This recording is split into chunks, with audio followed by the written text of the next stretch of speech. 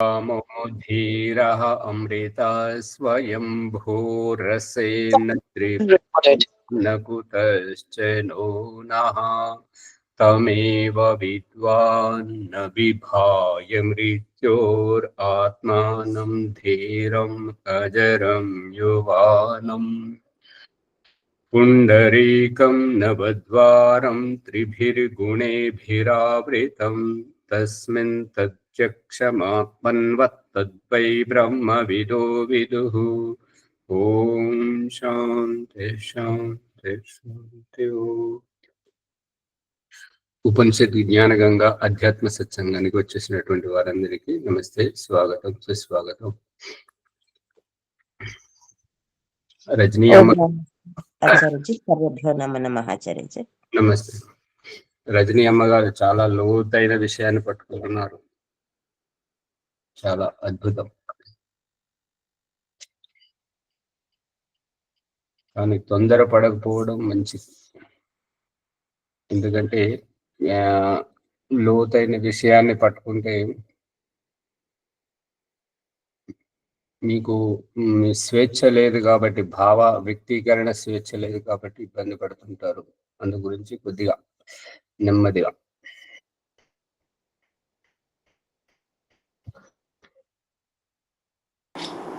ఏ విషయం ఆచార్య? అదే భోజరాజు గురించి చెప్తున్నారు కదా, అది చాలా అద్భుతమైనటువంటిది కానీ లోతైన విషయం.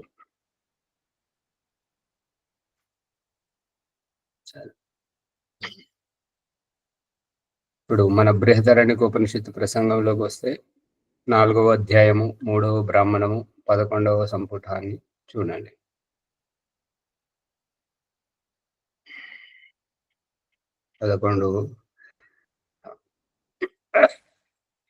తదేదే శ్లోకా భవంతి స్వప్నేన శారీరం అభిహత్య అసుప్తః సుప్తాన్ అభిచాకశీతి శుక్రం ఆదాయ పునరేతి స్థానం హిరణ్మయః పురుషः ఏకహంసః.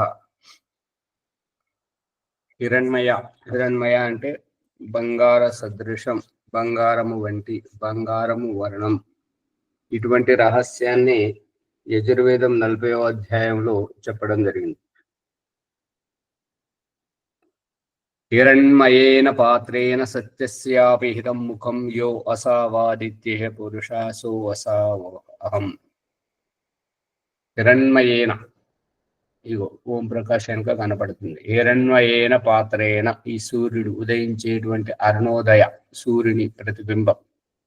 ఈ మూత తీసి తెల్లని సూర్యుని ప్రతిబింబాన్ని చూపించడం అంటే ఉష అనేటువంటి ఆ ఎర్రబారినటువంటి అరుణోదయ స్వరూపాన్ని మూత తీసి లోపల నుంచి తెల్లటి కిరణాల సూర్యుని ప్రకటింపజేయడం అక్కడ చూపించినటువంటి రహస్యం. అదే ఇక్కడ చెప్తున్నదన్నమాట. భగవంతుడు ఎటువంటి వాడు అని అంటే, ఏ రకంగానైతే శుక్రమును ఆశ్రయించి జన్మలనెత్తుతున్నటువంటి జీవాత్ముడు, అదే విధముగా ఈ హిరణ్మయేన పాత్రేణ హిరణ్య గర్భుడు హిరణ్మయ పురుష ఏకః హంసః, ఆ యొక్క హంస హిరణ్మయ అంటే బంగారం వర్ణం గలటువంటి ఆ యొక్క స్వరూపమును, భగవంతుని యొక్క స్వరూపమును ఇక్కడ హంసతో పోల్చడం జరిగింది.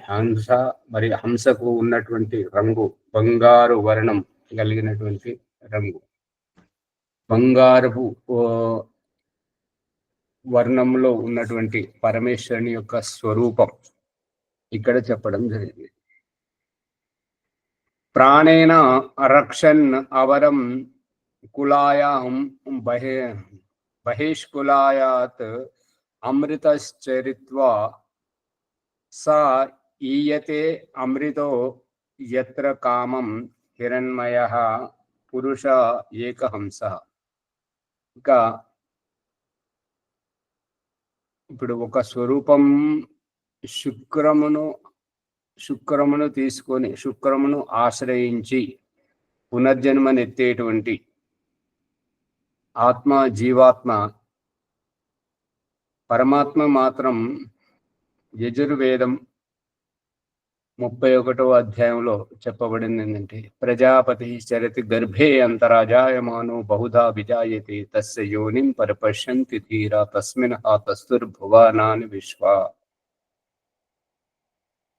దీని యొక్క రహస్యం ఏంటంటే హిరణ్మయమైనటువంటి ఆ యొక్క పరమేశ్వరుడు ప్రజాపతిగా ప్రజల యొక్క స్వామిగా ఉన్నటువంటి ఆ యొక్క భగవంతుడు ప్రజాపతి చరతి సంచరిస్తూ ఉంటాడు.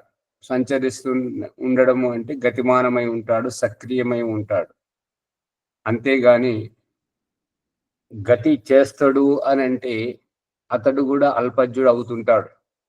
గతి చేసేది ఎవరు అని అంటే భావస్థితి నుంచి అభావస్థితికి చేరుకోవడం గతి చేయడం అంటారు. మరి భగవంతుడు అంతటా వ్యాపించి ఉన్నప్పుడు అతనికి గతి చేయాల్సినటువంటి అవసరం ఏమున్నది అని అంటే ఆ రహస్యాన్ని లింగ పురాణంలో అల్లినటువంటి కథ మాధ్యమంగా ఈ వినాయక చవితి సందర్భంగా ప్రజలకు వర్షాలు పడకపోతే ప్రజలను ప్రాధేయపడడం, ఆ ప్రజల ప్రార్థనను విని భగవంతుడు పుష్కలంగా వర్షాన్ని కురిపించి వాళ్ళను సంతృప్తిపరచడం, తద్వారా ఆ పుష్కల వర్షానికి పంటలు బాగా పండడం ద్వారా కృతజ్ఞతా భావంగా వారికి గురుదక్షిణ ఇవ్వాలి, కృతజ్ఞత భావాన్ని వ్యక్తం చేయాలని చెప్పేసి పండినటువంటి పంటలోని మొదటి ముద్ద భగవంతుడికి నైవేద్యం పెట్టాలనేటువంటి ఉద్దేశంతో కృతజ్ఞతా భావాన్ని వ్యక్తం చేయడానికి శివుని వేడుకొని పూజిస్తాము రమ్మనంటే నేను తపస్సు చేసుకుంటున్నాను, నాకు వీలు కాదు పొమ్మని అంటాడు. వీలు కాదంటాడు. లేదు, మీరు మా ప్రార్థనను విని మాకు పంటలు పండించడానికి సహకరించారు, పుష్కలంగా వర్షాన్ని కురిపించారు, కాబట్టి మీకు నైవేద్యము అర్పించకుండా మేము గ్రహించలేము, అందు గురించి మీరు రావాల్సిందే అని అంటే అప్పుడు నేనైతే రావడం కుదరదు, నా 2 కుమారులు ఎవరో ఒకరిని తీసుకెళ్ళండి అని అంటే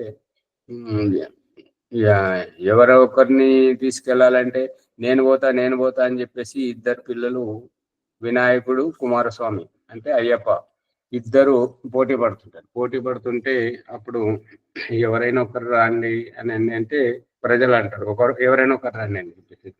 ఇక శివుడు ఏమంటాడంటే అయితే మీ ఇద్దరికి ఒక పరీక్ష, ఎవరైతే మన ఊరు చుట్టూ ఉన్నటువంటి 7 నదులలో స్నానం చేసి వస్తుంటారో ముందుగా వస్తుంటారో వారే వెళ్ళాల్సి ఉంటది, వారిని పంపిస్తాను అని అంటాడు.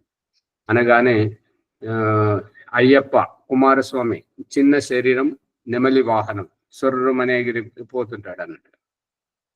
వినాయకుడు పెద్ద శరీరం, అతని వాహనం చిట్టేలుక. అందు గురించి పోలేక ఇక తండ్రి దగ్గరే ఉండి తండ్రికి పరిచర్యలు చేస్తూ ఇక నేను ఎట్లాగూ నెగ్గను, నేను ఎట్లాగూ పోలేను, తమ్ముడే వెళ్తాడు, సరే వెళ్ళని అని చెప్పేసి ఈ యొక్క శివునికి తండ్రికి పితృయజ్ఞం చేస్తుంటాడు. అంటే తండ్రికి కావలసినటువంటి వ్యవస్థ చేస్తుంటాడు, సేవ చేస్తుంటాడు. ఈ తండ్రికి వినాయకుడు చేస్తున్నటువంటి సేవ కారణంగా అక్కడ నెమలి ఎక్కి నదుల స్నానానికి వెళ్ళినటువంటి కుమారస్వామికి అక్కడ రహస్యం ఏం కనబడుతుంది అంటే ఏ నదిలోనైతే తను స్నానం చేయడానికి దిగుతుంటాడో ఆ నది నుండి వినాయకుడు స్నానం చేసి బయటకు వస్తుంటాడు.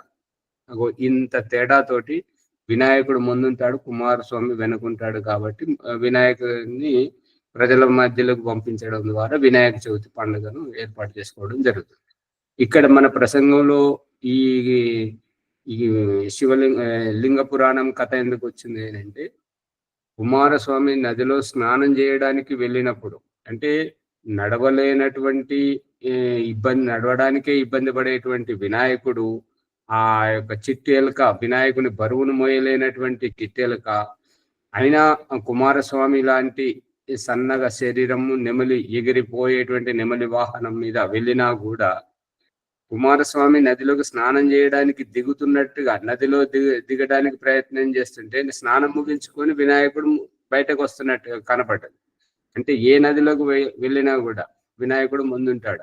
ఆ రూపకంగా భగవంతుడు ఇక్కడ ఈ ప్రసంగంలో ఏంటంటే, మరొక ప్రకరణంలో ఏంటంటే, యశోదమ్మ శ్రీకృష్ణునికి భోజనం తినిపిస్తుంటే శ్రీకృష్ణుడు ఆట పట్టిస్తుంటాడు. ఇదిగో నాన్న ముద్ద పెట్టుకో, నోరు తెరువు అనగానే అక్కడ మాయమైపోతుంటాడు. మళ్ళీ కొద్ది దూరంలో కనపడతాడు. మళ్ళీ అక్కడికి వెళ్ళేసరికి అక్కడ మాయమైపోతాడు, మరొక చోట కనిపిస్తుంటాడు. ఈ రకంగా ఆట పట్టిస్తుంటాడు అనమాట.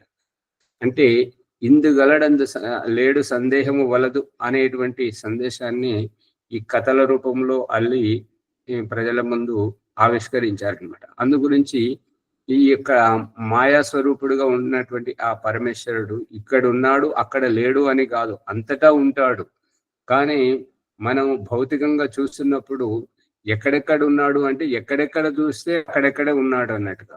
ప్రహ్లాదుని యొక్క తండ్రి ఆ హిరణ్యకశిపుడు దేవుడు లేడు అనేటువంటి ఆ భావజాలంతో ప్రహ్లాదుని ఇబ్బంది పెడుతుంటే, భగవంతుడు అంతటా ఉన్నాడు నాన్న అని చెప్తుంటే, ఎక్కడున్నాడు? ఈ యొక్క మొగురంలో ఉన్నాడా, ఈ దూలంలో ఉన్నాడా, ఈ గోడలో ఉన్నాడా అని చెప్తే అంతటా ఉన్నాడు చూడండి అని అంటే, దాన్ని పగలగొట్టి చూస్తే దాంట్లోంచి నరసింహస్వామి కనిపించినట్టుగా అంతటా ఆ యొక్క పరమేశ్వరుడు నిండి ఉన్నటువంటి ఆ యొక్క పరమేశ్వరుని విద్యమానతను, వర్తమాన స్థితిని ఇక్కడ చెప్పడం ఉద్దేశం. ఆ రకంగా చూపిస్తున్నటువంటి హిరణ్మయేన ఇక్కడ యజుర్వేదంలో చూపెట్టినటువంటిది ఏంటంటే, మనం వండుతున్నటువంటి వంట పాత్ర మీద నుంచి మూత తీసేసి లోపల పదార్థాన్ని వినియోగించుకుంటున్నట్టుగా ఈ ఉదయించబోతున్నటువంటి సూర్యుడు, అస్తమించబోతున్నటువంటి సూర్యుడు అరుణోదయ ప్రకాశంతో ఎరబారినట్టుగా కనబడుతున్నటువంటి ఆ ప్రతిబింబాన్ని ఉదయించేటప్పుడు మూత తీసి ఆ ఎరబారేటువంటి ఉషోదయం అనేటువంటి ఆ మూత తీసి దాని లోపల నుంచి తెల్లని సూర్యుని ప్రకాశమును, కిరణాలను అవన్నీ ప్రదర్శించినట్టుగా ఆ రూపకంగా ఉన్నటువంటి ఆ పరమేశ్వరుడు ఒక రూపం. ఇక ఇంకొకటి ఏం చూపిస్తున్నాడంటే, ప్రాణేన రక్షన్ అవరం కులాయాం బహిష్కులాయాద్ అమృత చరిత్వ. ప్రాణేన ప్రాణస్వరూపుడు, తాను ప్రాణస్వరూపుడు కాబట్టి ఈ యొక్క 84 లక్షల జీవరాశులు ఏవైతే ఉన్నాయో వాటికి ప్రాణం పోస్తూ బ్రతికిస్తూ, ప్రాణేన రక్షన్ అవర్ ప్రాణం పోసి వాటిని బతికిస్తూ, జీవం పోసి జీవింపజేస్తూ, కులాయాం బహిష్కులాయాత్ ఈ యొక్క జీవాత్మ స్థితి నుంచి జన్మస్థితికి ఇతర 84 లక్షల జీవరాశుల యొక్క ఆ స్థితికి వారిని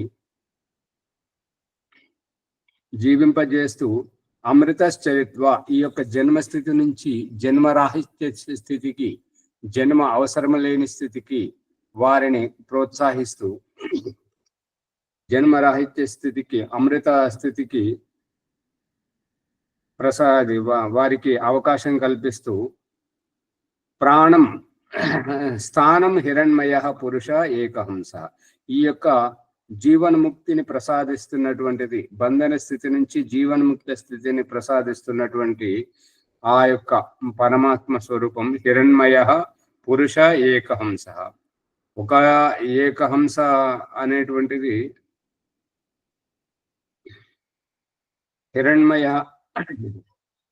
ఎప్పుడైతే ఉదయించేటువంటి సూర్యునితోటి చూపిస్తున్నటువంటిది ఒక రూపం, హిరణ్య రూపం. ఇంకొక హిరణ్య రూపం ఇక్కడ బంధన స్థితి నుంచి 84 లక్షల జీవరాశుల స్థితి నుంచి జీవన్ముక్త అవస్థకు ఎవరైతే తీసుకెళ్తుంటారో ఆ యొక్క అమృతం యత్ర కామం హిరణ్మయ పురుష ఏకహంస, ఇది ఒక రూపమైనటువంటి హిరణ్మయ స్వరూపం. ఇక ఇంకొకటి వ్యావహారికంగా హిరణ్మయ అనేటువంటిది మనుషునిగా చూపిస్తున్నటువంటిది. హిరణ్య గర్భ సమవర్తతాగ్ర అని ఈ హిరణ్య గర్భుడు ఎవరు అని అంటే, హిరణ్యుని తన గర్భంలో ధరించినటువంటిది ఎవరు అని పరమేశ్వరుడు. మరి ఆ హిరణ్యం ఏమిటి అని అంటే మానవుడే ఏ రకంగా అని అంటే ఈ యొక్క పార్థివ దేహం నుంచి ఏదైనా కూడా పసుపచ్చ రంగులో వికారాలన్నీ వెలువడజేయడం. ఇప్పుడు కంట్లో ఊసులు కానివ్వండి, ముక్కులోని ఈ యొక్క చీమిడి కానివ్వండి, విసర్జించే మలము కానివ్వండి, మూత్రము కానివ్వండి, ఇవన్నీ బంగారు వర్ణములో పసుపచ్చ రంగులో మనుష్యుడు మాత్రమే ఇన్ని రకాలుగా వికారాలు వదులుతూ ఉన్నాడు. కాబట్టి ఇటువంటి మనుష్యుణ్ణి గర్భమున ధరించినటువంటి పరమేశ్వరుడు హిరణ్య గర్భుడు. ఇది ఒకటి. ఇంకా హిరణ్య గర్భుడు అని అంటే హిరణ్యం అంటే ధాతు సంపద, ఏదైతే ద్రవ్యం ఉన్నదో ఐశ్వర్య సంపదనంతా తన లోపల ధరించినటువంటి పరమేశ్వరుని హిరణ్య గర్భుడు అంటారు. ఈ హిరణ్య గర్భుడు ఆరూపకంగా ఇంకా మనం వ్యావహారికంగా చూసినట్టయితే ఈ మానవీయ జన్మ అనేటువంటిది హిరణ్య రూపం. ఈ హిరణ్య రూపంలో ఈ మనుషుడు ఈ రకంగా వికారాలు వదులుతున్నట్టుగా మీకేమైనా కనబడుతున్నదా? ఈ వికారం రంగు కనిపిస్తుంది కదా ఆచార్య, పరమేశ్వరుని చూపించడం. అలాగే హిరణ్య గర్భం అంటే మానవుని. అందుకే యజుర్వేదంలో చెప్పబడింది ఏంటంటే ఈ మానవుని వ్యాఖ్యానం పరమేశ్వర స్వరూపం అని చెప్పేసి. ఏమనంటే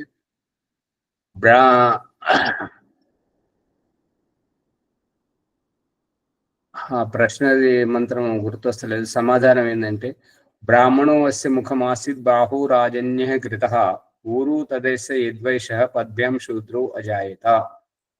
ముఖ భాగం, శిరస్సు భాగం నుంచి, శీర్ష స్థానం నుంచి బ్రాహ్మణ వర్గముగా, ఈ యొక్క భుజ స్కందముల ఈ యొక్క బాహుబలం నుంచి క్షత్రియ వర్గముగా, మరియు ఉత్తర భాగం మంత్రం ఆచార్య. ఇది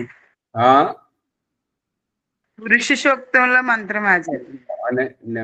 ప్రశ్న అది కాదు, ఎక్కడిది ఈ మంత్రం అనేది కాదు. ప్రశ్న ఏంటంటే దీనికి పూర్వము ఉన్నటువంటి మంత్రం గుర్తొస్తలేదు. ఆ పుస్తకం యజ్ఞశాలలో ఉంది, అక్కడ ఆశ్రమంలో పారాయణం జరుగుతుంది కదా, అక్కడ ఉన్నది పుస్తకం. అందుకే ఆ మంత్రం చెప్పలేకపోతున్నాను. దానికి సమాధానం ఏంటంటే బ్రాహ్మణో అస్య ముఖమాసిత్ బాహు రాజన్య కృత ఊరు తదేశ యద్వైష పద్భ్యం శూద్రో అజాయత. ఉదరం నుంచి ఈ తొడల భాగం వరకు ఇది వైశ్య భాగం. ఈ యొక్క తొడల కింది భాగం, ఈ పాదములు అనేటువంటిది శూద్ర భావం ఏంటంటే సేవాభావం. ఈ యొక్క కాళ్ళు శరీరానికి సేవ చేస్తుంటాయి కాబట్టి అది శూద్ర భాగం అని, ఈ యొక్క శరీరాన్ని పోషిస్తుంటది కాబట్టి ఉదర భాగాన్ని వైశ్య భాగం అని, ఈ యొక్క శరీరానికి రక్షణ చేస్తుంటది కాబట్టి ఈ బాహు భుజబలం, ఈ యొక్క చేతులను క్షత్రియుడని, ముఖము ఉపదేశిస్తుంటది, ఆత్మరక్షణ చేస్తుంటుంటది, జ్ఞానం కలిగి ఉంటుంటది కాబట్టి శిరస్సు ఇది బ్రాహ్మణ వర్గం అని.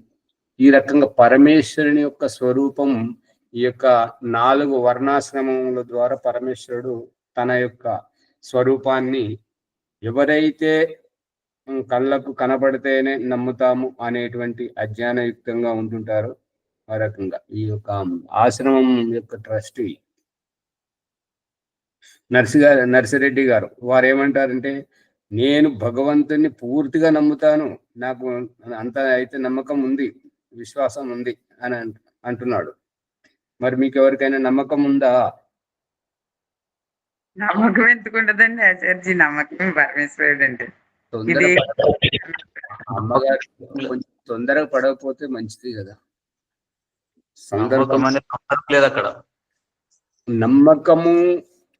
నమ్మకము విశ్వాసము అనేటువంటిది అపరిచితుల దగ్గర మరి దేవుడు అపరిచితుడా కాదు కదా.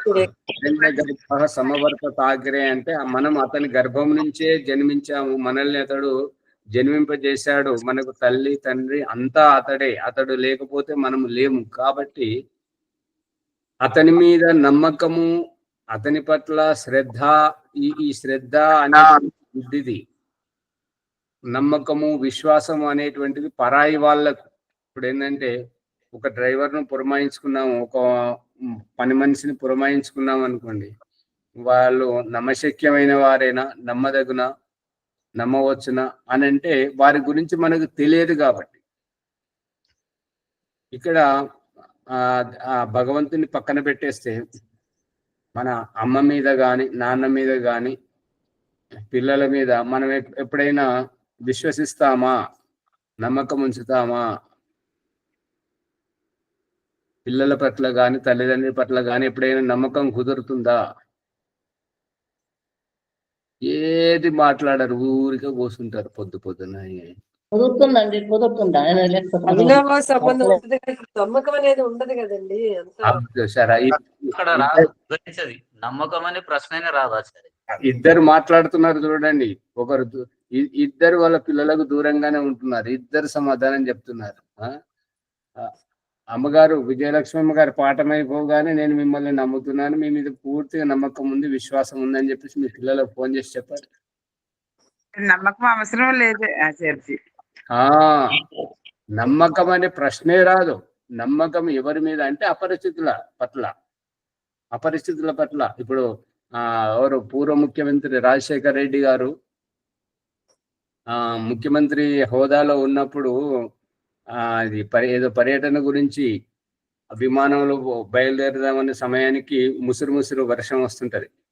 అప్పుడు బేగంపేట విమానాశ్రయంలో విమానాన్ని సిద్ధం చేస్తున్నటువంటి ఆ డ్రైవర్ తోటి అంటాడు అన్నమాట, పైలట్ తోటి, ఏమయ్యా ఇది గమ్యం చేరుతుందా అని అంటాడు. అంటే చేరుతుందండి అని. మరి గట్టిగా నీకు విశ్వాసం ఉందా అంటే ఉందంటాడు. పోయింటి తీసుకెళ్ళండి, ఆ అడవిలో పడేసాడు. అర్థమైందా? అట్లా అంటే ఆ డ్రైవరు ప్రభుత్వము నియమించినట్టు అంటే అతనే. ఆయన వారిద్దరూ కలిసి ఎన్నో ప్రయాణాలు చేశారు. కానీ మరి ముసురు పడుతుంది కదా, మబ్బులు ఉన్నాయి కదా, మరి గమ్యాన్ని చేరుతామా అని ప్రశ్న వ్యక్తం చేశాడు రాజశేఖర రెడ్డి గారు. చేరుతామని చెప్పేసి నమ్మకం కల్పించాడు ఆ పైలట్. కానీ పోయింది, ఏమైంది? ఆగమైపోయింది. అపరిచితుల పట్ల పరిస్థితి బాగా లేనప్పుడు నమ్మకం, విశ్వాసం. ఇప్పుడు ఇక మన పిల్లలను ఎప్పుడు అంటామంటే ఆ పనితనం చేయడంలో వీరి సామర్థ్యం మనకు తెలుసు కాబట్టి చేయగలరా లేరా అనేటువంటిది. అప్పుడు నువ్వు చేస్తావా, నీకు పూర్తిగా నమ్మకం ఉందా, నువ్వు చేయగలిగితేనే చెయ్యి, లేకపోతే చెయ్యి. ఆ పని పట్ల దాని గురించి తెలియదు కాబట్టి అటువంటి సందర్భంలో అంటుంటారు. అంతేగాని తల్లిదండ్రి పట్ల నమ్మకం, శ్రద్ధ, విశ్వాసం ఎవరికైనా ఉందా? మీ అమ్మ నాన్న పట్ల ఎప్పుడైనా నమ్మకం, విశ్వాసం, శ్రద్ధ ఉంచారా? భాగ్యలక్ష్మి గారు అలా చూస్తారేంటిది? గాయత్రి అమ్మ గారు మాట్లాడారు. అర్థమైంది. ఈ యొక్క నమ్మకం, భక్తి, విశ్వాసం, శ్రద్ధ అనేటువంటిది ఇతరుల పట్ల, మన వాళ్ళ పట్ల కాదు. అందుకని ఈ రకంగా అమృతమయమైనటువంటిది ఒక హిరణ్మయ పురుషుడు. ఇదొక విధంగా, అదొక విధంగా. ఒకటేమో స్థానాంతరంలో ఉండేటువంటిది, ఇంకొకటేమో ఈ యొక్క ముక్తిని ప్రసాదిస్తున్నటువంటిది. ఇక మూడవ చెప్తున్నాడు, స్వప్నాంత ఉచ్చావచం ఈయమానో రూపాని దేవః కురుతే బహూని ఉతేవా స్త్రీభిః సహ మోదమానో జక్షత్ ఊతేవాపి భవాని పశ్యన్. స్వప్నాంత, ఇప్పుడు కళలు వస్తుంటే ఆ కళలు ఎక్కడి నుంచి ప్రారంభమవుతాయి అనేటువంటిది గుర్తుంటుందా? చివరి అంశాలు ఏవైతే ఉంటాయో అది గుర్తుంటుందా? చివరి అంశమే గుర్తుంటది. కారణం ఏంటి? కారణం ఏంటంటే అవి ప్రారంభమవుతున్నప్పుడు అప్పుడు మనకు నిద్ర ఇంకా పూర్తిగా తేలిపోదు. గాఢ నిద్రలో ఉంటుంటాం, మత్తులో ఉంటుంటాం, నిద్ర మత్తులో ఉంటుంటాం. కాబట్టి ఆ విషయం ఎక్కడ మొదలైందో తెలియదు, కానీ విషయం నడుస్తున్నది అయితే తెలుస్తుంటది. ఇక విషయం ముగింపుకు వచ్చేసరికి ఏంటంటే నిద్ర పూర్తిగా తేలిపోతుంటది. ఆ విషయంలో లీనమైపోయి తల్లీనమై ఉంటుంటాం కాబట్టి చివరి అంశం మాత్రమే గుర్తుంటది. ఇక దీని ఆధ్యాత్మిక రహస్యం ఏంటంటే, మనము ఈ సాధనలో ఇప్పుడైతే ఓనమాలు దిద్దుకోవడానికి మాత్రమే ప్రయత్నం చేయడం జరుగుతుంది. ఈ యొక్క నేనెవరు నువ్వెవరు అనేటువంటిది, మరియు ఈ ఉద్గీత ప్రాణాయామంతో ఏంటంటే నల్ల పలక మీద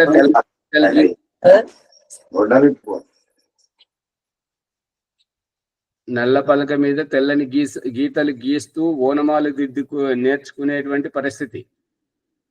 ఎప్పుడైతే సమాధి స్థితిలో ఉన్నప్పుడు పూర్వజన్మ ఋత జ్ఞానం, ఏ జన్మల నుంచి మనం ఇక్కడికి వచ్చాము అనేటువంటిది జన్మాంతరంలోకి ప్రయాణం చేస్తున్నప్పుడు ఏంటంటే, ఆ జన్మాంతరంలోకి ప్రయాణం చేయడం ఏమిటి అని అంటే, ఈ యొక్క అది చావు అంటే భయపడడం. చావు ఏదైనా భవనం నుంచి కిందికి చూడాలన్న భయం. ఎందుకంటే ఇదివరకు ఇలా చూసే పడిపోయి ఉంటాము కాబట్టి అలా పైనుంచి చూడడం వల్ల భయం వేస్తుంది. లేదంటే వేరే వాళ్ళకి ఎందుకు భయం వేయదు? వాళ్ళు చెట్లు ఎక్కుతుంటారు, గుట్టలు ఎక్కుతుంటారు, భవనాలు ఎక్కుతుంటారు.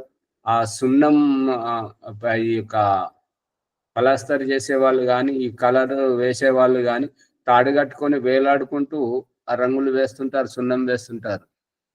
మరి వారికి భయం ఎందుకు వేయదు అని అంటే, భయం వేసేవారు ఆ రకంగా పడిపోయి ఒక అనుభూతిని పొంది ఉన్నారు కాబట్టి ఆ అనుభవం ఇంకా చెదిరిపోలేదు కాబట్టి అటువంటి ఏ సందర్భం వచ్చినా కూడా ఒళ్ళంతా వణుకు పుడుతుంటే చెమటలు పడుతుంటాయి. గమనించారా? వాహనం నుంచి ఒక్కొక్కరైతే ఒక చేతితో ఇట్లా వేలాడుకుంటూ వస్తుంటారు ఆ కిటికీల దగ్గర, మెట్ల దగ్గర, రైల్లో కానీ బస్సులో కానీ. డ్రైవరు కండక్టర్ ఎంత చెప్తున్నా కూడా బస్సు నుంచి లోపలికి రండి అంటే వీళ్ళకి కోపం వస్తుంటది. ఆ రైల్లోనైతే ఆ మొత్తం కాళ్ళు బయటకు వేలాడదీసి మెట్ల మీద కూర్చుంటారు. ఆ రకంగా అదే కొందరైతే ఆ రైలు వెళ్తున్నప్పుడు ఆ దర్వాజా దగ్గరికి రావాలంటేనే వణుకు పుట్టుకొస్తుంది, భయం వేస్తుంటది. ఈ భయం యొక్క అనుభూతి ఏంటంటే పూర్వజన్మంలో దుర్ఘటన జరిగి ఉండొచ్చు కాబట్టి ఆ రకంగా అనుభూతి వస్తుంది.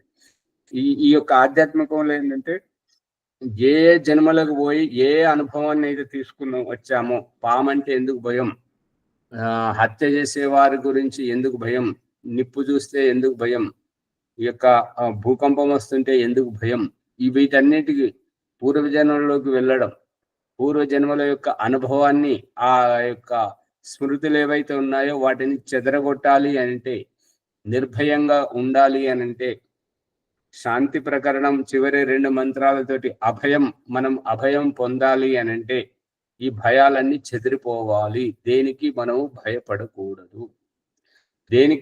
భయపడకూడదు అని అంటే, ఈ పాములే కానీ, తేళ్లే కానివ్వండి, ఈ యొక్క నిప్పే కానివ్వండి, నీరే కానివ్వండి, ఏదైనా కూడా మన దేహం వరకే వచ్చి దేహాన్ని ఒలుస్తుంటాయి.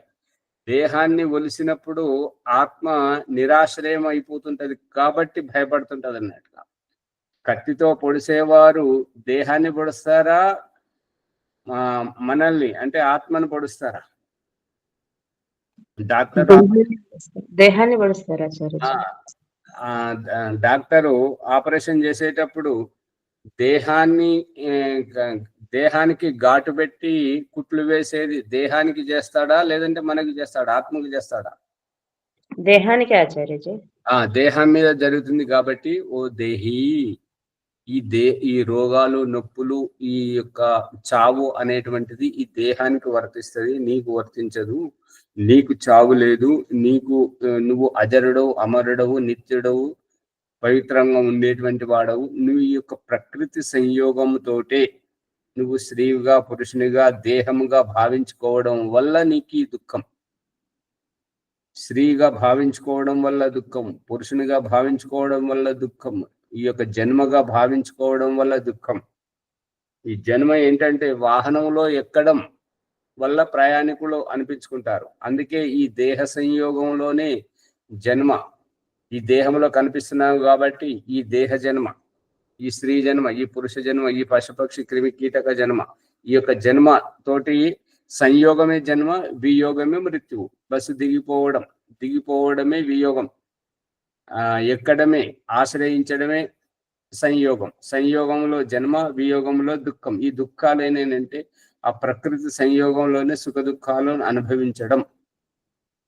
ఆ యొక్క ప్రకృతి పరంగా ప్రకృతి సంయోగంతో వస్తున్నటువంటి ఈ సుఖ దుఃఖాలను జయించాలి అని అంటే ఈ పూర్వజన్మ ఋతజ్ఞానం, ఇక ఈ పూర్వజన్మ జ్ఞానాలను తెలుసుకొని భయాన్ని చెదరగొడుతున్నప్పుడు ఇక మునుముందు రాబోయేటువంటి తల్లిదండ్రులు కానీ ఎటువంటి వారు అనేటువంటి నిర్ణయించుకోవడం, ఏ జన్మలకు వెళ్తామో అది తెలుసుకోవడం, ఇది భవిష్యత్తు జ్ఞానం.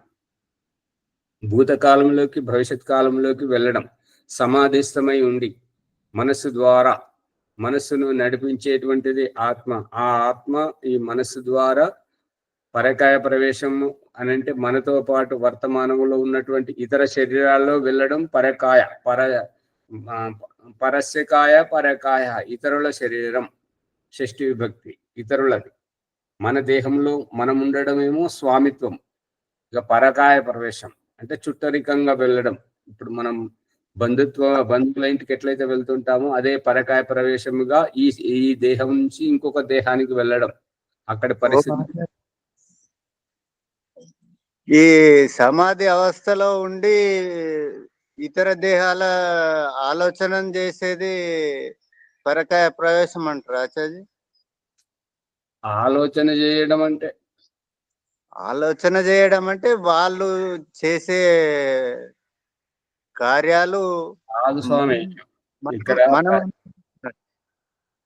ఇక్కడ ప్రసంగం ఏం నడుస్తున్నది అంటే చుట్టరికంగా వెళ్ళడం.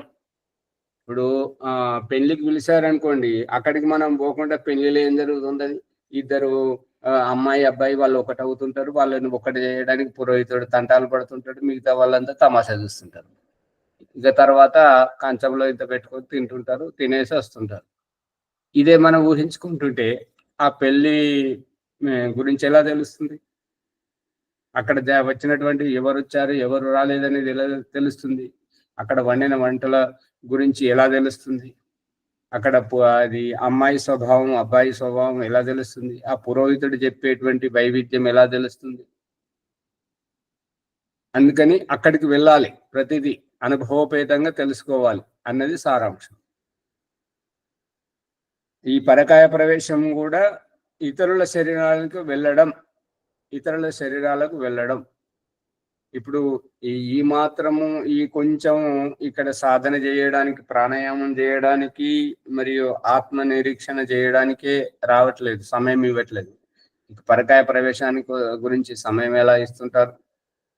ఎలా మునుముందు పరిస్థితులు అనుకూలంగా ఉంటే మాత్రం ఇవన్నీ వ్యావహారికంగా చేయించడం జరుగుతుంటది. మరి దానికోసం 10 రోజుల ప్రశిక్షణ అయిపోయిన తర్వాత మళ్ళీ దాదాపు 40 రోజుల ప్రశిక్షణలో అప్పుడు ఈ సెల్ ఫోన్లు వాడకుండా ఉండడం, ఈ చెప్పులు వేసుకోకుండా ఉండడం, సాధ్యమైనంత వరకు ఈ యొక్క కాటన్ దుస్తులు, ముదురు రంగులో కాకుండా లేత రంగు వస్త్రాలతోటి, ఇక ప్రకృతి పరకంగా సహజంగా పండినటువంటి ఆహారంలతోటి ఈ యొక్క వ్యవస్థ చేయడం జరుగుతుంటాయి. కొన్ని అనుభవపేతంగా చేయించడం జరుగుతుంటది. పెద్ద పెద్ద వాళ్ళు నిపుణులు రానున్నారు. మరి భగవంతుడు ఈ యొక్క అవకాశాన్ని కల్పిస్తే మాత్రం అప్పుడు తెలుస్తుంటది అనుభవపేతంగా. స్వయంగా చుట్టాల ఇంటికి పోయినప్పుడు వాళ్ళను స్వయంగా చూసి, వాళ్ళతో కలిసి, వాళ్ళతో మాట్లాడి, వారి యొక్క ఆతిథ్యాన్ని స్వీకరించినప్పుడు కలిగే అనుభూతిని ఇక భీమరావు గారు అనుకునేది అది అనుకోవడం ఊహించుకోవడం ద్వారా, ఊహించుకోవడంతో కడుపు నిండదు భీమరావు గారు. అందుకే మనల్ని దేహంతో ఇక్కడ పుట్టించాడు. ఈ అమ్మ అంటే ఏంటిది, నాన్న అంటే ఏంటిది, ఈ యొక్క గురువు అంటే ఏంటిది, ఈ పదార్థాలు అంటే ఏంటివి, ఈ పంచమహాభూతాలు అంటే ఏంటివి, ఇవన్నీ దేహంతో అనుభవపేతంగా తెలుసుకోవాలనేటువంటిది అభిప్రాయం. స్వప్నాంత, అందుకనే ఈ యొక్క పూర్వజన్మల్లోకి వెళ్ళడం అయితేనేమో వెనుక నుంచి వెళ్ళడం జరుగుతుంటది. ఇక ముందు జన్మలకు వెళ్ళడానికైతేనేమో అంటే మనకంటే మన ఈ జన్మ తర్వాత రాబోయేటువంటి భవిష్యత్ కాలంలో రాబోయే జన్మలలో ప్రవేశించాలంటేనేమో ఆరంభ స్థితి నుంచి ముందు నుంచి వెళ్ళడం. ఈ యొక్క పూర్వజన్మలు గడిచినటువంటి భూతకాలంలో మనము ఇదివరకు జన్మలనెత్తినటువంటి ఆ స్థితిలోకి వెళ్ళాలంటేనేమో వెనుక నుంచి వెళ్ళాల్సి ఉంటది. వెనుక నుంచి అంటే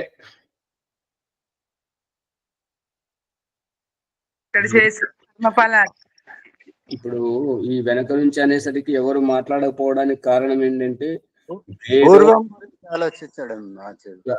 వేదోక్త గృహవాస్తు ఇల్లు ఎలా కట్టాలి అనేటువంటిది వైదికంగా దయానంద సరస్వతి ఎట్లా రాశాడు, ఎట్లా నిర్దేశించాడు, ఎక్కడ ద్వారం ఉండాలి, ఎక్కడ పూజ గది ఉండాలి, ఎక్కడ వంటగది ఉండాలి అనేటువంటి ఆ రహస్యాలన్నీ సంస్కార విధిలో చెప్పాడు. కాబట్టి ఆ వేదోక్త గృహవాస్తు అన్న దాంట్లో ముందు ద్వారం సింహద్వారం ఎంత పెద్దగా ఉంటుంటుందో వెనక ద్వారం కొద్దిగా చిన్నగా ఉంటుంటది.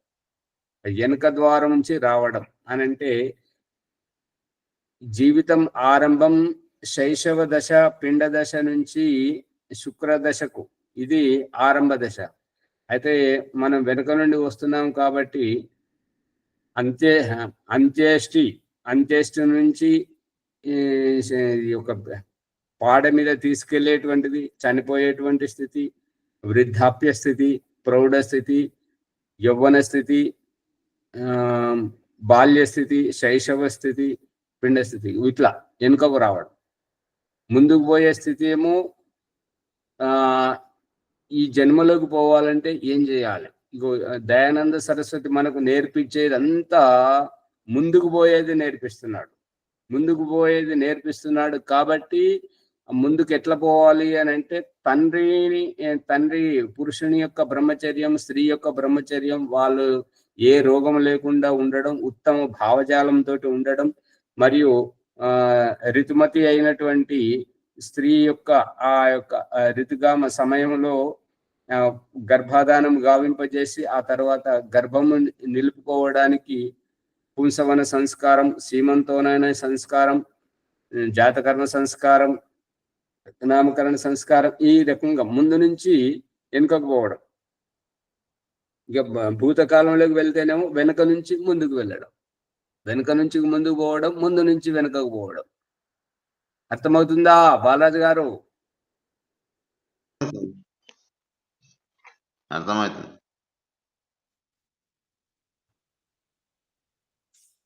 స్వప్నాంత ఉచ్చావచం అంటే ఉత్కృష్టమైనటువంటి విషయాన్ని తెలుసుకోవడం. ఈ యొక్క పాతది తవ్వుకుంటూ ఉంటుంటేనేమో బాధాకరంగా బరువుగా దిగడం జరుగుతుంటది.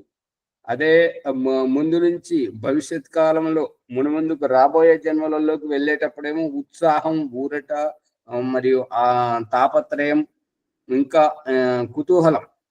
కుతూహలం ఉంటుంటది. అర్థమవుతుందా?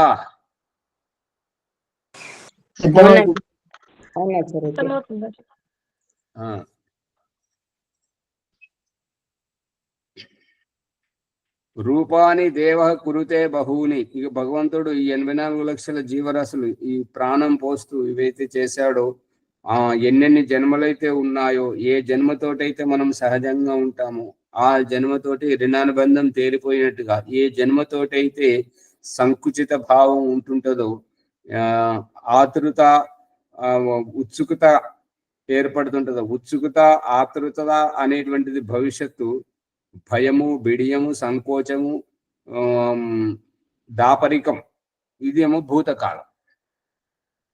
ఎవరి పట్ల దేని పట్లనైతే వారి ఆ పాము కనబడకూడదని, సింహం కనబడకూడదని, ఈ యొక్క ఇటువంటి వాటికేమో దాపరికంగా దూరం పోవడానికి ప్రయత్నం చేయడం. మరియు మనుషులైతేనేమో అమ్మో దుష్టులు, దుర్మార్గులు అనేటువంటి చాలంతో ఏదైతే ఈ యొక్క నాటకీయ పరిణామం వస్తుంటుంటుందో అదంతా భూతకాలం పట్ల. ఏదైతే ఇంకా ఉత్సుకతగా ఉల్లాసంగా ఉత్సుకతగా ఉండడం, తాపత్రయం కలిగి ఉండడం, ప్రేరణ కలగడం, మరియు హుషారుగా ఉండేటువంటిది ఇప్పుడిప్పుడే తవ్వుకుంటూ పోతున్నాము కాబట్టి, ముందుకు పోతున్నాము కాబట్టి దాంట్లో హుషారుతనం ఉంటుంటది.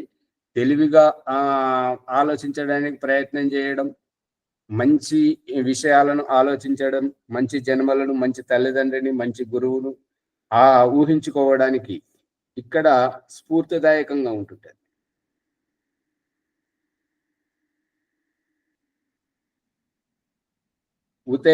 ఇవ స్త్రీభిః సహ మోదమానో జక్షత్ ఊతే వాపి భయాన్ని పశ్యన్. ఈ యొక్క భయాన్ని, ఈ పురుష జన్మం నుంచి స్త్రీ జన్మకు, స్త్రీ జన్మం నుండి నపుంసక జన్మం, నపుంసక నుండి పశు పక్షి క్రిమి కీటకాలు, ఈ యొక్క వృక్ష వనస్పతి, నది, ఈ గుట్టలు, ఈ యొక్క గొర్రెలు, వంపులు, ఇటువంటి వాటిని అన్ని చూస్తూ పోతుంటే, పాతయి తవ్వుకుంటూ పోతుంటే భయం వేస్తుంటది. కొత్త వాటికి మాత్రం భయం వేయదు. పాత వాళ్ళ దగ్గర ఇప్పుడు వ్యవహారంలో ఏంటంటే ఇది ఉల్టా ఉంటది. వ్యవహారంలో ఉల్టా ఉంటది.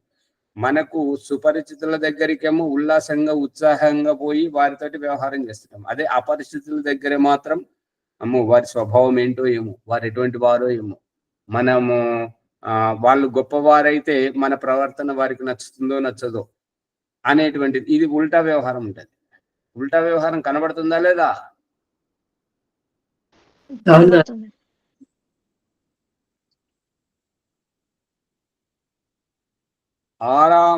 ఆరామం అస్య పశ్యంతి, ఆరామం అస్య పశ్యంతి నా తం పశ్యతి కశ్చనేతి తం నాయదం బోధయేత్ ఇత్యాహుః.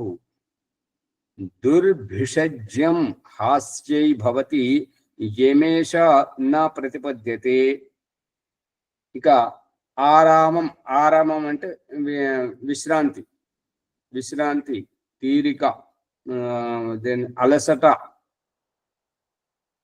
అలసట నుంచి స్ఫూర్తి పొందడం, విశ్రాంతి తీసుకొని ఉత్సాహంగా, ఉల్లాసంగా, స్ఫూర్తిదాయకం అవ్వడం, తేజస్వంతులై అవ్వడం.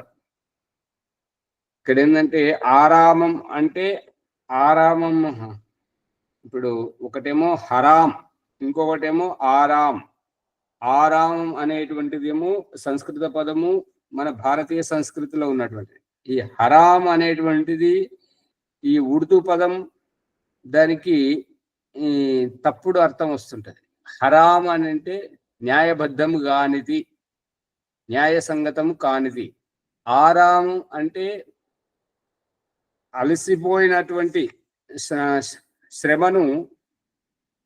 శ్రమతో అలసిపోయినప్పుడు విశ్రాంతి కోసం ఊరట పొందడం. ఊరటని అంటారా, ఇంకేమని అంటారా? ఇంతే అంటారు.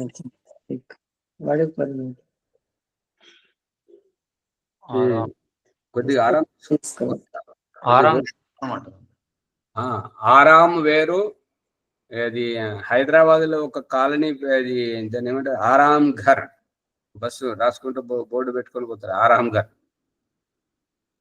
ఇక హరాం అంటే ఏంటంటే అన్యాయంగా, హేతుబద్ధం కానటువంటి దానిని, అనైతికతను హరాం అంటారు. హరాములో చివరి అక్షరం మాయా రా లా వా హా అనేటువంటిది హరాంకి వస్తుంటది. ఇది ఆరాం అనేటువంటిది రెండవ ఆకారం, దీర్ఘాకారం. ఇది తేడా.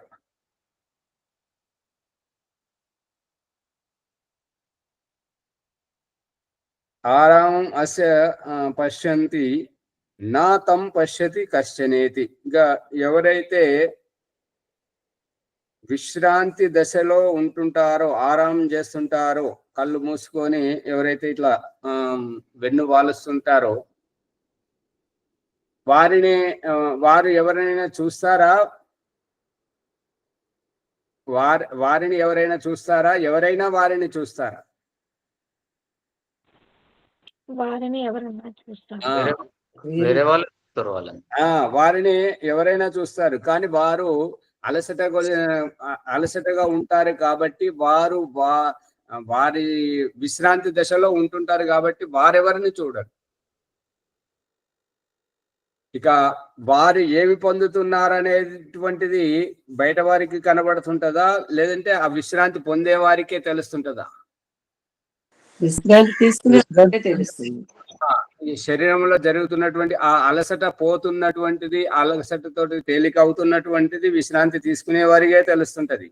కానీ వారు కళ్ళు మూసుకొని పడుకున్నట్టుగా, అప్పుడు ఎవరైనా అడిగితే ఏమంటారంటే పడుకున్నారని అంటుంటారు. ఆ ఒక్కటే భాష. కానీ పడుకోవడం వేరు, విశ్రాంతి వేరు. కొద్దిగా ఆరాం చేస్తున్నాడు, ఇందాక పని చేశాడు, కొద్దిగా ఆరాం తీసుకుంటున్నాడు అని చెప్పేసి అంటారు. ఆ ఆరాము అంటే విశ్రాంతి, అలసటను తొలగించుకోవడం.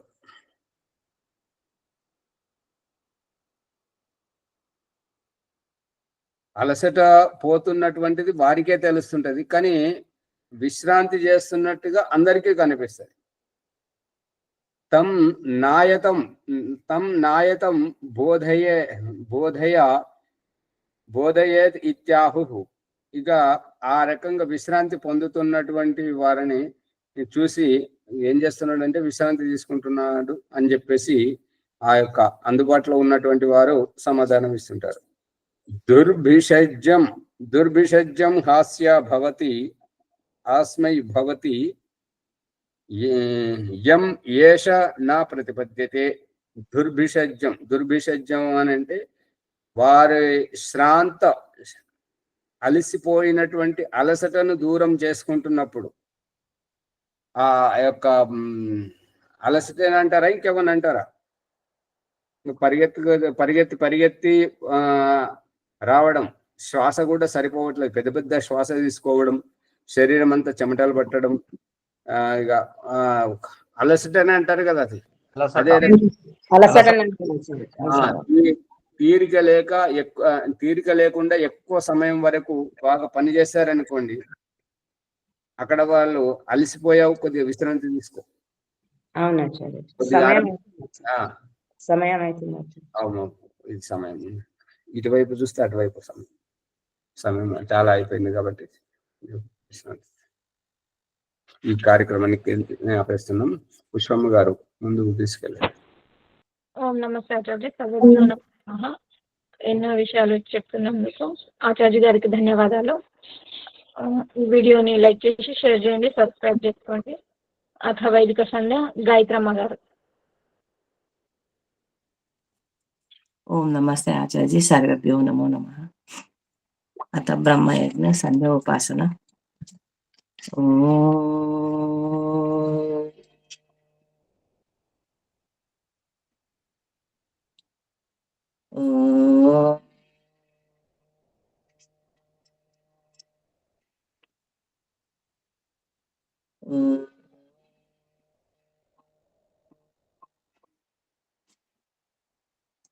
ఓం అమృతోపస్త్ర నమసి స్వః. ఓం అమృతాపితా నమసి స్వః. ఓం సత్యం యశః శ్రీమై శ్రీశ్రహితాం స్వః. ఓం ఆచమన మంత్రః. ఓం షన్నో దేవీరవిష్టయా ఆపో భవంతు పీతయే శం యో రవిస్రవంతు నః. ఇంద్రియ స్పర్శ మంత్రము. ఓం వాక్ వాక్. ఓం ప్రాణ ప్రాణః. ఓం చక్షు చక్షుః. ఓం శ్రోత్రం శ్రోత్రం. ఓం నాభిః. ఓం హృదయం. ఓం కంఠః. ఓం శిరః. ఓం భాయోభ్యాం యశోబలం. ఓం కరతల కరపృష్టయే. మార్జన మంత్రః. ఓం భూ పునాతు శిరసి. ఓం భూ పునాతు నేత్రయో. ఓం స్వహ పునాత కంఠే. ఓం మహా పునాతు హృదయే. ఓం జనా పునాతు నాభ్యా. ఓం తపా పునాతు పాదయో. ఓం సత్యం పునాతు పునః శిరసి. ఓం ఖం బ్రహ్మ పునాతు సర్వత్రః. ప్రాణాయ మంత్రం. ఓం భూ. ఓం భువః. ఓం స్వహ. ఓం మహా. ఓం జన. ఓం తప, ఓం సత్యం. ఆకర్ష మంత్రం.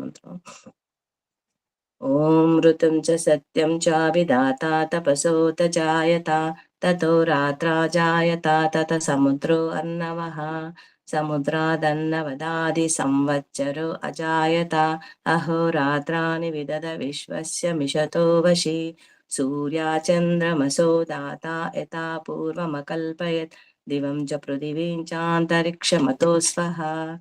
ఓం శన్నో దేవీ రవిష్టయ ఆపో భవంతు పీతయే శం యో రవిశ్రవంతు నః.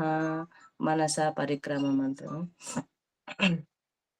ఓం ప్రాచీదిగణీరధిపతిరసితో రక్షితాదిత్య ఇషవః తేభ్యో నమో అధిపతిభ్యో నమో రక్షతృభ్యో నమః శుభ్యో నమ ఏభ్యో అస్తు. యోస్మాన్ దేష్టియం వయం దిష్మస్తం ఓజం వేదత్మః దక్షిణాదికిత్రోధిపతిస్థిరాచీరాజీ రక్షిత పితర ఇషవః తేభ్యో నమో అధిపతిభ్యో నమో రక్షతృభ్యో నమః శుభ్యో నమ ఏభ్యో అస్తు. యోస్మాన్ దేష్టియం వయం దిష్మస్తం ఓజం వేదత్మః ప్రదీచి దిగ్వర్ణోధిపతి పృదాకో రక్షితన్నమిషవః తేభ్యో నమో అధిపతిభ్యో నమో రక్షతృభ్యో నమః శుభ్యో నమ ఏభ్యో అస్తు. యోస్మాన్ దేష్టియం వయం దిష్మస్తం ఓజం వేదత్మః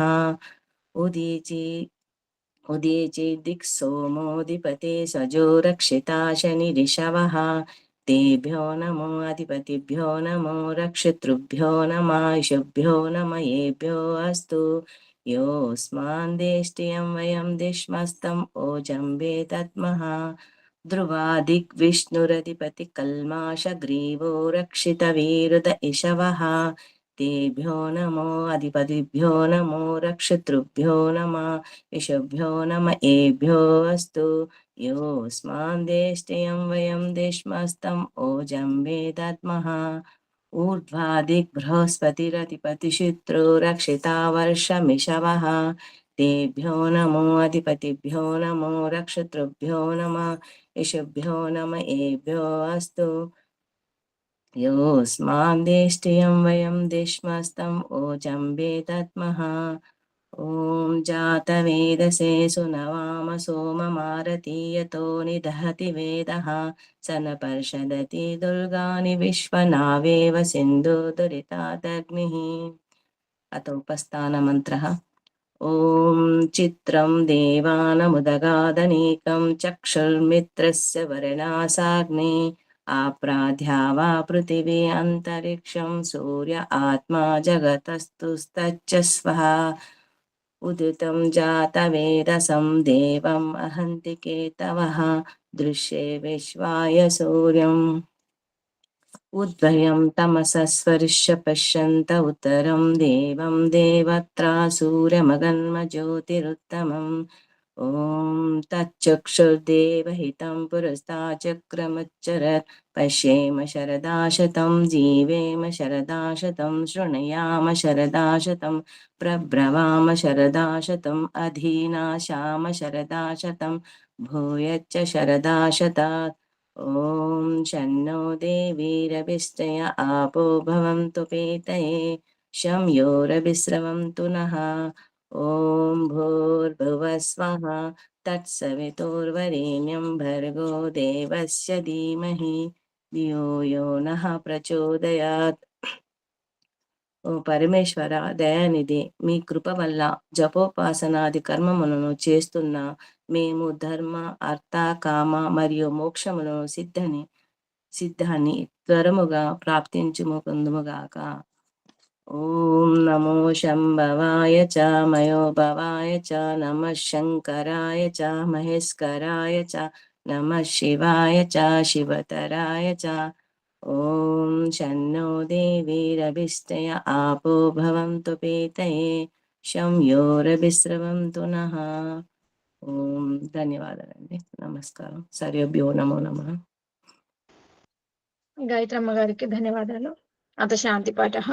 ఓం ద్యౌః శాంతి అంతరిక్షం శాంతి పృథివీ శాంతి ఆపః శాంతి ఓషధయః శాంతి वनस्पतयः शान्तिः विश्वे देवाः शान्तिः ब्रह्म शान्तिः सर्वं शान्तिः शान्तिरेव शान्तिः सामा शान्तिरेधि ॐ शान्ति शान्ति शान्तिः ఓం నమస్తే ఆచార్య సర్వేభ్యో నమో నమః అందరు ఈ వీడియోని షేర్ చేయండి సబ్స్క్రైబ్ చేసుకోండి ధన్యవాదాలు ఆచార్య ఓం. నమస్తే ఆచార్య సర్వేభ్యో నమో నమః. ఓం నమస్తే ఆచార్యజీ సర్వేభ్యో నమో నమః ఆచార్యజీ అందరికీ నమస్తే ఆచార్యజీ వాళ్ళు రాహుల్ పూర్ణాహుతికి వస్తారట ఆచార్యజీ సరే సరే